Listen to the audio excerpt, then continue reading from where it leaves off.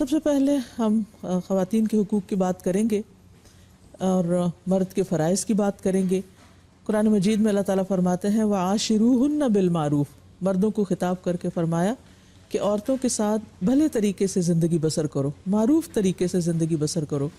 عمدہ طریقے سے زندگی بسر کرو۔ حجۃ الوداع کے موقع پر نبی صلی اللہ علیہ وسلم نے خطبہ دیتے ہوئے فرمایا یاد رکھو کہ تم پر تمہاری بیویوں کے کچھ حقوق ہیں اور تمہارے کچھ حقوق ان پر ہیں۔ وہ تمہارے پاس قیدیوں کی طرح، یعنی ایک عورت جب اپنے گھر بار کو، اپنے والدین کو، اپنے رشتہ داروں کو چھوڑ کر شادی کے بعد شوہر کے گھر میں آ جاتی ہے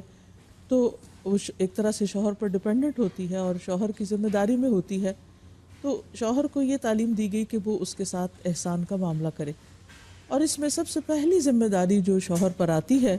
وہ یہ ہے کہ بیوی پر خرچ کرے، بیوی کے نان نفقے کا ذمہ دار ہو۔ اللہ تعالیٰ نے مرد کو قوام بنایا اور اس کی بنیادی وجہ بھی یہ بتائی کہ وہ بیوی پر خرچ کرتا ہے۔ قرآن پاک میں سورۃ النساء میں اللہ تعالیٰ فرماتے ہیں الرجال قوامون علی النساء بما فضل اللہ به بعضهم علی بعض وبما انفقوا من اموالهم فالصالحات قانتات حافظات للغیب بما حفظ اللہ، کہ مرد عورتوں پر قوام ہیں، یعنی ان کے ذمہ دار ہیں۔ کیوں؟ اس لیے کہ اللہ نے بعض کو بعض پر فضیلت دی، اور اس وجہ سے کہ وہ اپنے مالوں میں سے خرچ کرتے ہیں۔ تو شوہر پر جو پہلی ذمہ داری ہے وہ یہ کہ بیوی کی ضروریات کو پورا کرے اور خوش دلی کے ساتھ کرے۔ حدیث میں آتا ہے، معاویہ کہتے ہیں کہ میں نے عرض کیا یا رسول اللہ صلی اللہ علیہ وسلم، ہم پر اپنی بیوی کا کیا حق بنتا ہے؟ آپ نے فرمایا جب تم کھاؤ اسے کھلاؤ، جب تم پہنو یا کماؤ تو اسے بھی پہناؤ، یعنی کھانا پینا لباس اس کی ذمہ داری ہے۔ پھر اسی طرح عبداللہ بن عمر رضی اللہ عنہ کہتے ہیں، اور یہ صحیح مسلم کی حدیث ہے، کہ رسول اللہ صلی اللہ علیہ وسلم نے فرمایا آدمی کو ہلاک کرنے کے لیے اتنا ہی گناہ کافی ہے کہ جس کا خرچ اس کے ذمہ ہے اسے خرچ نہ دے، یعنی اس کے بارے میں اس سے پوچھ بھی ہوگی مرد سے، اور یہ اس کے لیے نقصان دہ ہے اگر وہ اپنی ذمہ داری کو پورا نہیں کرتا۔ صحیح ترغیب و ترہیب کی ایک حدیث میں آتا ہے، معاذ رضی اللہ عنہ سے روایت ہے کہ رسول اللہ صلی اللہ علیہ وسلم نے مجھے وصیت کی، یعنی تاکید کی کہ اپنی استطاعت کے مطابق اپنے اہل و عیال پر خرچ کرو، یعنی جتنا تم کر سکتے ہو۔ ظاہر ہے جس کے پاس زیادہ ہوگا وہ زیادہ دے گا اور جس کے پاس کم ہے وہ کم دے گا، لیکن بہرحال اسے یہ ذمہ داری پوری کرنی ہے۔ آپ صلی اللہ علیہ وسلم نے اس کے علاوہ جو شوہروں کو تاکید کی ہے وہ ہے اپنے گھر والوں کے لیے، خصوصاً بیوی کے لیے سب سے بہترین سلوک کی۔ حضرت عائشہ کہتی ہیں کہ نبی صلی اللہ علیہ وسلم نے فرمایا خیرکم خیرکم لأہلہ وأنا خیرکم لأہلی، تم میں سے بہترین شخص وہ ہے جو اپنے اہل و عیال کے لیے سب سے اچھا ہو، اور میں تم میں سب سے زیادہ اپنے اہل و عیال کے لیے اچھا ہوں۔ یعنی ایک انسان کے اخلاق کا معیار یہ نہیں کہ وہ باہر اپنے دوستوں کے ساتھ کیسا ہے یا سوسائٹی میں وہ کیسے موو کرتا ہے اور لوگ اس کے بارے میں کیا کہتے ہیں، بلکہ اس کے بہترین ہونے کا اندازہ اس بات سے لگایا جائے گا کہ وہ اپنے گھر میں کیا کرتا ہے، اپنی بیوی کے ساتھ کیسا سلوک کرتا ہے، کیا بیوی اس کے اچھے اخلاق یا با اخلاق انسان ہونے کی گواہی دیتی ہے؟ یعنی سب سے بڑی گواہی اس کے گھر سے ہوگی اس کے اخلاق کی۔ تو اس لیے انسان کو کوشش کرتے ہوئے اور پوری توجہ کے ساتھ اس معاملے کو لینا ہوگا، اور اس کے لیے ظاہر ہے کہ اچھے اخلاق کا مظاہرہ کرنے کے لیے صبر و تحمل بھی چاہیے، اور اپنے بعض جذبات کی قربانی بھی چاہیے، اور اپنی ذمہ داریاں ادا کرتے ہوئے جیسے شوہر کے اوپر بیوی کی تعلیم و تربیت اور اس کے دین کی ذمہ داری بھی ہے، تو بہت سی کوتاہیاں بھی دوسری طرف سے سامنے آ سکتی ہیں، لیکن ان تمام معاملات کو حسن سلوک کے ساتھ انجام دینے کی تعلیم دی گئی ہے۔ اور اس کے لیے نبی صلی اللہ علیہ وسلم نے فرمایا، اور صحیح مسلم کی یہ روایت بھی ہے کہ کوئی مومن کسی مومن عورت سے بغض نہ رکھے، یعنی اپنی بیوی کے ساتھ بغض نہ رکھے، اس کے لیے دل میں کوئی گرجز نہ رکھے۔ اگر عورت کی ایک عادت اس کو ناپسند ہوگی تو کوئی دوسری عادت پسندیدہ بھی ہوگی، یعنی اس کے صرف نیگیٹو پہلوؤں پہ یا اس کی منفی عادات اور بری عادات پر ہی نظر نہ رکھے یا کمزوریوں پر ہی توجہ نہ رکھے بلکہ یہ بھی دیکھے کہ وہ اس کے اندر اچھائیاں کیسی ہیں یا اس کے اندر خوبیاں کون سی ہیں۔ آپ صلی اللہ علیہ وسلم نے فرمایا، اور یہ سنن ترمذی کی روایت ہے، کہ ایمان کے لحاظ سے کامل مومن وہ ہیں جو اخلاق میں سب سے اچھے ہیں، اور تم میں سے سب سے بہتر وہ ہے جو اپنی بیویوں کے لیے بہتر ہو، یعنی اس کا اخلاق اس کے لیے زیادہ اچھا ہو۔ نبی صلی اللہ علیہ وسلم کے بارے میں آتا ہے کہ آپ صلی اللہ علیہ وسلم نے کسی خادم یا عورت کو کبھی بھی نہیں مارا۔ تو اس لیے مرد کے اوپر یہ ذمہ داری عائد ہوتی ہے کہ وہ تعلیم و تربیت میں یا کچھ چیزوں کی گھر میں اصلاح کرنے کے دوران صبر و تحمل سے کام لے، مار پٹائی سے نہیں، غصے سے نہیں، اور یعنی بیوی کے لیے وہ ایک ڈکٹیٹر کی طرح نہ ہو بلکہ ایک ہمدرد اور مہربان ساتھی کی طرح ہو، جو کہ اس کے بہت سے کام کاج میں یا اس کی ذمہ داریوں میں اس کا مددگار بھی ہو۔ حضرت اسود سے روایت ہے کہ انہوں نے حضرت عائشہ رضی اللہ تعالیٰ عنہا سے پوچھا کہ نبی صلی اللہ علیہ وسلم گھر میں کیا کیا کرتے تھے؟ تو انہوں نے بتایا کہ وہ گھر کے کام کاج میں مدد کیا کرتے تھے، اپنا کپڑا خود سی لیتے تھے، اپنے ڈول کو سی لیتے تھے، کبھی جھاڑو بھی لگا دیتے تھے، یعنی کہ گھر کے کام میں بھی بیوی کی مدد کر دیا کرتے تھے۔ اس کا یہ مطلب نہیں کہ ازواج مطہرات کچھ کیا نہیں کرتی تھی، بلکہ آپس میں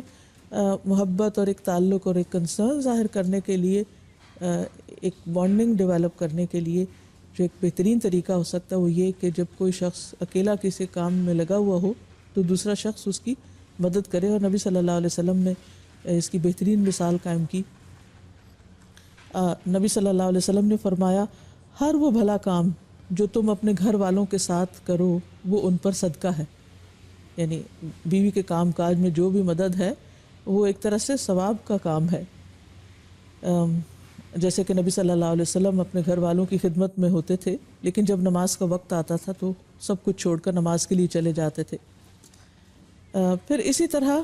آپ صلی اللہ علیہ وسلم نے ایک موقع پر فرمایا، جب آدمی اپنی بیوی کو پانی پلاتا ہے تو اسے اجر دیا جاتا ہے۔ ارباز بن ساریہ کہتے ہیں کہ جب میں نے یہ بات سنی، یعنی یہ حدیث سنی، تو میں اٹھا اور اٹھ کر اپنی بیوی کو پانی پلایا، اور پھر اسے بھی یہ حدیث سنائی کہ نبی صلی اللہ علیہ وسلم نے یہ بات بتائی ہے۔ تو کیسی خوبصورت تعلیم تھی کہ جس سے ان خوبصورت رشتوں میں آپس میں محبت اور پیار پیدا ہوتا ہے۔ اسی طرح نبی صلی اللہ علیہ وسلم گھر میں جب کوئی کھانا آپ کو پیش کیا جاتا تھا تو اس میں عیب نہیں نکالتے تھے، اگر پسند ہوتا تو کھا لیتے ورنہ چھوڑ دیتے۔ آج ہم دیکھیں کہ کتنے ہی گھرانے ایسے ہیں جن میں لڑائی جھگڑا جو ہے وہ کھانے کی میز سے اٹھتا ہے، اور چھوٹی چھوٹی باتوں پر ایک دوسرے کے ساتھ بدسلوکی کی جاتی ہے۔ پھر اسی طرح یہ ہے کہ نبی صلی اللہ علیہ وسلم اپنی بیوی کی جائز فرمائشیں بھی پوری کر دیا کرتے تھے۔ حضرت عائشہ کے بارے میں آتا ہے کہ جب بھی وہ آپ سے کسی چیز کی فرمائش کرتی، کچھ مانگتی یا کوئی ضرورت ہوتی یا کسی چیز میں ان کی خواہش ہوتی تو وہ اس کو پورا کر دیتے۔ پھر اسی طرح مشکلات میں آپ ساتھ دیا کرتے تھے۔ جیسے ایک سفر میں حضرت عائشہ کا ہار کھو گیا تو آپ صلی اللہ علیہ وسلم نے ان کو کوئی ڈانٹ ڈپٹ نہیں کی، بلکہ اس کی تلاش کے لیے سارے قافلے کو روک لیا، اور سب لوگ آپ کے ساتھ وہاں رکے رہے اس دوران جب کہ آپ کا ہار تلاش ہو رہا تھا۔ پھر اسی طرح یہ ہے کہ بعض اوقات ہسبینڈ وائف کے درمیان کوئی ناراضگی بھی ہو جاتی ہے، کوئی مس انڈرسٹینڈنگ بھی ہو جاتی ہے، تو حضرت عائشہ کہتی ہیں کہ رسول اللہ صلی اللہ علیہ وسلم نے مجھ سے فرمایا کہ جب تم مجھ سے راضی ہوتی ہو تب بھی مجھے پتہ چل جاتا ہے، اور جب تم ناراض ہوتی ہو تب بھی مجھے پتہ چل جاتا ہے۔ تو وہ کہتی ہیں کہ آپ کو کیسے پتہ چلتا ہے؟ تو آپ نے فرمایا کہ جب تم مجھ سے راضی ہوتی ہو تو مجھ سے یوں بات کرتی ہو کہ محمد کے رب کی قسم، اور جب ناراض ہوتی ہو تو یوں کہتی ہو کہ ابراہیم کے رب کی قسم۔ تو کہتی ہیں کہ اللہ کے رسول، میں صرف آپ کا نام لینا چھوڑتی ہوں، یعنی میرے دل سے آپ کی محبت نہیں جاتی۔ تو اس سے اندازہ آپ کر سکتے ہیں کہ نبی صلی اللہ علیہ وسلم کا اپنے ازواج کے ساتھ کیسا تعلق تھا اور ان کی آپ کے ساتھ کیسی محبت تھی۔ پھر ایک چیز یہ بھی ہے کہ بیوی کے والدین کو شکایات نہیں لگانی چاہیے، اور اگر بیوی کے سے کوئی ناچاکی ہے یا کوئی ناراضگی ہے یا کسی چیز میں کوئی کمی محسوس ہوتی ہے، تو حضرت عمر کہتے ہیں کہ ایک دن میں کچھ سوچ رہا تھا کہ میری بیوی نے مجھ سے کہا، بہتر ہے اگر تم اس معاملے کو فلاں فلاں کی طرح کرو، میں نے کہا تمہارا اس میں کیا کام، معاملہ مجھ سے متعلق ہے، تم کیوں اس میں دخل دے رہی؟ تو اس نے کہا خطاب کے بیٹے تمہارے اس طرز عمل پر مجھے حیرت ہے، تم اپنی باتوں کا جواب بھی برداشت نہیں کر سکتے، تمہاری بیٹی حفصہ تو رسول اللہ صلی اللہ علیہ وسلم کو بھی جواب دے دیتی ہے۔ تو ایک دن تو اس نے آپ کو غصہ بھی دلایا تھا۔ تو یہ سن کر وہ اٹھ کھڑے ہوئے اور اپنی چادر اوڑھ کر حضرت حفصہ کے گھر پہنچے اور فرمایا بیٹی کیا تم رسول اللہ صلی اللہ علیہ وسلم کی باتوں کا جواب دیتی ہو، یہاں تک کہ تم نے ان کو ناراض بھی کیا ہے؟ تو حضرت حفصہ کہتی ہیں کہ ہاں اللہ کی قسم ہم آپ کو کبھی جواب بھی دیتے ہیں۔ میں نے کہا جان لو میں تمہیں اللہ کی سزا اور اس کے رسول کی سزا کی ناراضگی سے ڈراتا ہوں، لیکن یہ ہے کہ کبھی بھی نبی صلی اللہ علیہ وسلم نے حضرت عمر کو بلا کر یہ کمپلینٹ نہیں کی کہ دیکھو تمہاری بیٹی کیا کر رہی ہے اور تم اس کو سمجھاؤ یا میں اسے واپس بھیج رہا ہوں۔ شوہر اور بیوی کا تعلق اتنا خوبصورت تعلق ہوتا ہے کہ قرآن مجید میں اس کو لباس سے تشبیہ دی گئی ہے، ہن لباس لکم وانتم لباس لہن، دونوں ایک دوسرے کا پردہ ہوتے ہیں، دونوں ایک دوسرے کی زینت ہوتے ہیں، دونوں ایک دوسرے کے لیے کمفرٹ کا باعث ہوتے ہیں، دونوں ایک دوسرے کے عیب چھپانے والے ہوتے ہیں، اور اس میں مر چکے قوام ہے، ذمہ دار ہے، اس کو پہل کرنی چاہیے ان ذمہ داریوں کو ادا کرنے میں۔ پھر اسی طرح یہ ہے کہ اچھے تعلقات کے لیے شوہر کے لیے یہ بھی لازم ہے کہ صرف بیوی نہیں بلکہ بیوی کی سہیلیوں اور رشتہ داروں کے ساتھ بھی حسن سلوک کرے۔ حضرت خدیجہ کی بہن حالہ جو ہیں وہ ایک دفعہ نبی صلی اللہ علیہ وسلم کی خدمت میں آنے کی اجازت مانگتی ہیں، تو آپ کو حضرت خدیجہ کا اجازت مانگنا یاد آ گیا، تو اس وجہ سے آپ بہت خوش ہوئے اور کہا یا اللہ یہ تو حالہ ہے۔ اور اس پر حضرت عائشہ کہتی ہیں کہ مجھے بہت رشک آیا کہ کس طرح نبی صلی اللہ علیہ وسلم اپنی بیوی کو یاد کرتی ہیں جو اتنا عرصہ پہلے انتقال بھی کر چکی ہیں۔ آپ صلی اللہ علیہ وسلم جب کوئی چیز کوئی بکری وغیرہ ذبح کرتے یا کوئی چیز تقسیم کرتے تو حضرت خدیجہ کی سہیلیوں کو بھی بھجواتے۔ تو اس سے یہ پتہ چلتا ہے کہ اگر شوہر ایک قوام ہونے کی حیثیت سے اپنی بیوی کی ذاتی ضروریات، اس کی مالی ضروریات، اس کی جذباتی ضروریات کا خیال رکھے، اس کے رشتہ داروں کی کیئر کرے، تو گھریلو زندگی جو ہے وہ خوشگوار ہو سکتی ہے۔